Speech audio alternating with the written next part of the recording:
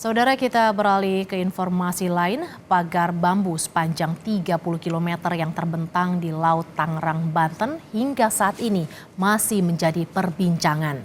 Sebagian nelayan menilai keberadaan pagar bambu mengganggu aktivitas nelayan. Namun ada pula yang berpendapat pagar bambu berdampak positif, diantaranya untuk budidaya kerang hijau dan menahan abrasi. Berikut laporan jurnalis Kompas TV Ariel Wiranata dan juru kamera Roy Ilman selengkapnya.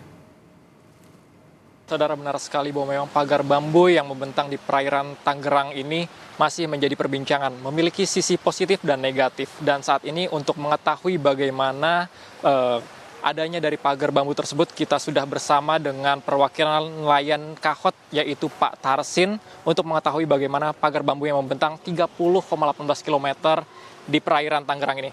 Pak Tarsin, bagaimana Pak terkait dengan adanya pagar bambu yang membentang 30,18 km ini, Pak?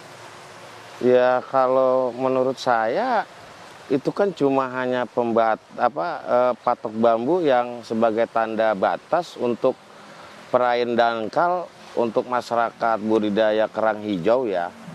Ya, sejauh ini manfaatnya banyak lah. Masyarakat kita yang bermata pencarian sebagai nelayan, termasuk kami mewakili dari nelayan dari Kohot juga, yang saya tahu mereka manfaatnya bisa buat mata pencarian tambahan gitu ya. Kalau misalnya melaut hasil tangkapnya lagi kurang, bisa ngambil kerang hijau, karena kita tahu kerang hijau juga sangat populer di masyarakat kita untuk dijadikan masakan seafood ya.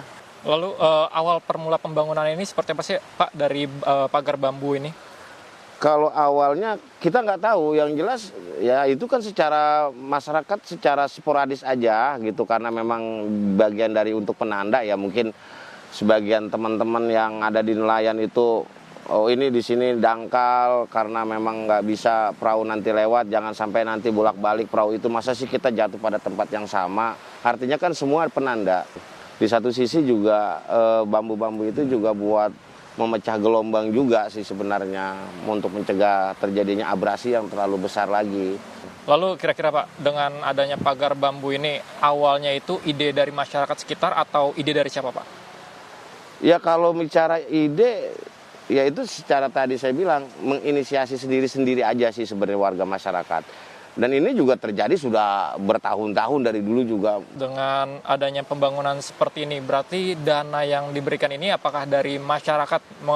Kita tahu bahwa ini swadaya masyarakat ini. Itu swadaya masyarakat aja, sendiri-sendirilah. Mereka kadang-kadang kan masing-masing di daerahnya masing-masing nelayan. Oh, di sini kerang hijaunya bagus.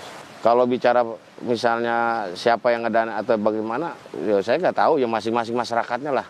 Tanggapannya Mas dengan adanya dari KKP yang mengatakan bahwa ini ilegal, tidak memiliki izin pembangunan tersebut dan disegel, nantinya pada 20 hari ke depan diminta untuk dibongkar, itu seperti apa Mas?